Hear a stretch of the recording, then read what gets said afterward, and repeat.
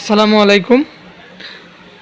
আমাদের কম্পিউটারের power supply অনেক সময় কম্পিউটার অটোমেটিকলি বন্ধ হয়ে গেলে কম্পিউটার যদি চালু না হয়, তো আমরা সর্বপ্রথম চেক করব আমাদের কম্পিউটারে পাওয়ার সাপ্লাইটা আপনার ওকে আছে কিনা।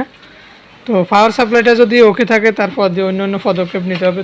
তবে তার আগে সর্বপ্রথম চেক করতে হবে পাওয়ার সাপ্লাই। আপনার পাওয়ার সাপ্লাইটা পুরোটা পিসিকে আপনার কন্ট্রোল করে।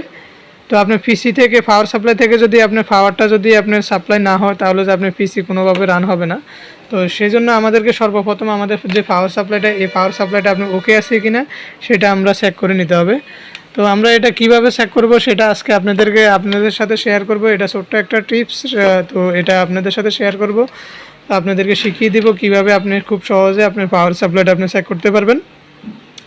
তো তার আগে আপনাদের কাছে ছোট্ট একটা রিকোয়েস্ট, যারা এখন পর্যন্ত আমার চ্যানেলটা সাবস্ক্রাইব করেনি অবশ্যই আমার চ্যানেলটা সাবস্ক্রাইব করুন এবং পাশে থাকা নোটিফিকেশানটা অন করে দিন।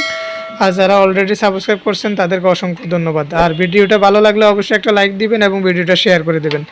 তো আমাদের এই পাওয়ার সাপ্লাইটা আপনার চেক করার জন্য সর্বপ্রথম আমাদের প্রয়োজন হবে একটা তার। তো আপনি চাইলে একটা টুজার দিয়েও করতে পারেন।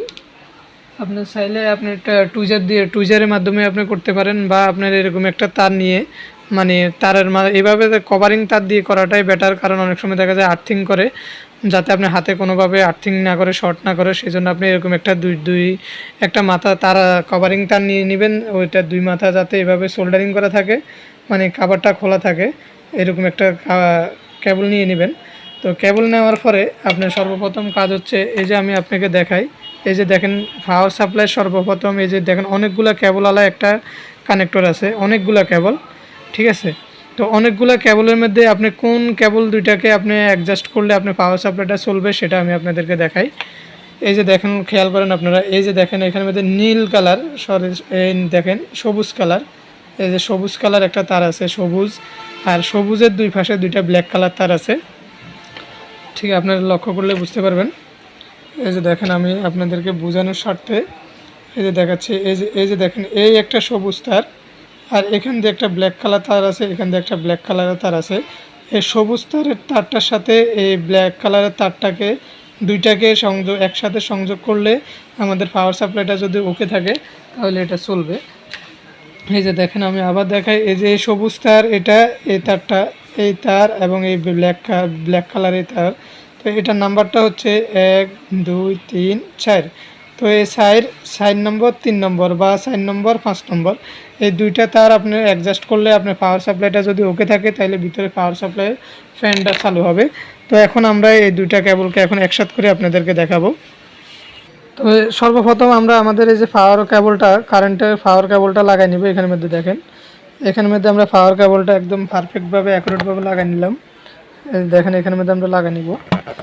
লাগানোর পর এখন আমরা ওই দুইটা কেবলকে আমরা একসাথে করব। এই যে দেখেন 4 নম্বর এবং 5 নম্বর, 4 নম্বর এবং 5 নম্বর কেবলটা আমি অ্যাডজাস্ট করে নিলাম।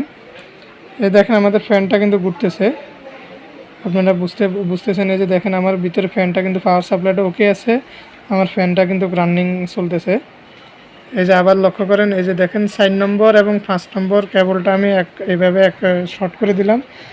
এই যে শর্ট করে দেওয়ার ফলে আমার এটা চলতেছে। তো এই যে আপনারা ফ্যানের দিকে লক্ষ্য করেন, দেখেন ফ্যানটা এই যে দেখেন এখন আস্তে আস্তে ঘুরে বন্ধ হইতেছে। দেখেন, এই যে দেখছেন আমার ফ্যানটা এখন বন্ধ হয়েছে। তো আমি যেহেতু শর্টটা খুলে দিয়েছি এখন বন্ধ হয়ে গেছে।